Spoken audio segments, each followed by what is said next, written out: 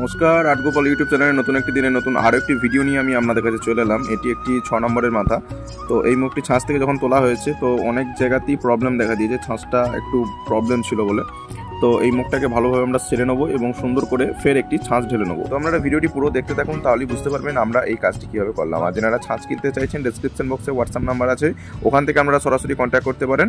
আমাদের কাছে ছাঁচ সেল করা হয়, সব রকম ছোটো বড়ো সব রকমই পেয়ে যাবেন। আর অনেক মানুষ আছেন যারা আমাদের ভিডিও দেখছেন কিন্তু কোনো সাবস্ক্রাইব না করে চলে যাচ্ছেন, কমেন্ট না করে চলে যাচ্ছেন। যারা নতুন আছেন অবশ্যই চ্যানেলটি সাবস্ক্রাইব করে নেবেন।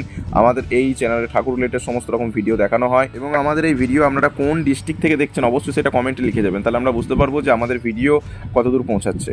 এবং অনেকে জিজ্ঞাসা করে যে দাদা তোমার বাড়ি কোথায়? আমার বাড়ি বর্ধমান। যারা বর্ধমান থেকে আমার এই ভিডিওটা দেখছেন অবশ্যই একটি সাবস্ক্রাইব করে দেবেন এই ভাইকে এগিয়ে নিয়ে যাওয়ার জন্য। এবং যারা বর্ধমান থেকে দেখছেন অবশ্যই বর্ধমান লিখে একটু কমেন্ট করে যাবেন, তো আমি বুঝতে পারবো আমার বর্ধমান থেকে কত ভাই বা কত দাদা বা কত বোনেরা দেখছে। কথা বলতে বলতে আমাদের মুখের কাজ প্রায় কমপ্লিট হয়ে এসেছে। এবার কিছু ছোটোখাটো লাস্ট ফিনিশিং আছে, সেটা করে নিয়ে আমরা এবার জল ব্রাশ করে নেবো।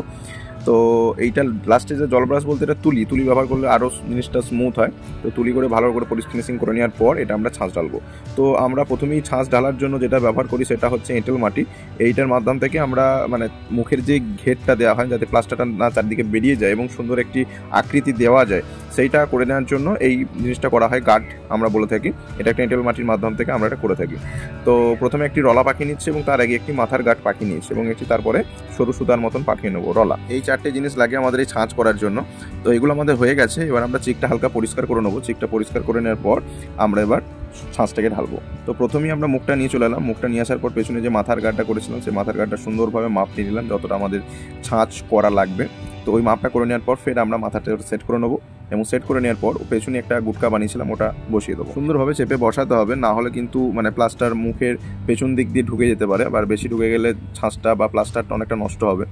তো এবার আমরা চ্যাপটা যেটা করেছিলাম ওটাও ঘিরে দিলাম যাতে প্লাস্টারটা চারিদিকে না বেরিয়ে যায়, এভাবে করে নিতে হবে। এবং এইটা যাতে না নড়ে যায় তার জন্য সরু পাড়া যে একটা রলা পাকিয়েছিলাম সেটাকেও আমরা এর সঙ্গে অ্যাড করে দিলাম এবং সুন্দরভাবে চেপে দিতে হবে যাতে বাইরে দিয়ে প্লাস্টারটা না চলে আসে। তো আমাদের প্লাস্টারগুলো হয়ে গেছে। তো আমরা প্রথমত সবুজ প্লাস্টারটা ব্যবহার করছি প্রথম লেয়ার দেওয়ার জন্য এবং তারপর সাদা প্লাস্টারটা ব্যবহার করবো। চলুন আমরা পুরো ছাঁচটা ঢেলে নিয়ে আপনারা ভিডিওটা পুরো দেখতে থাকুন।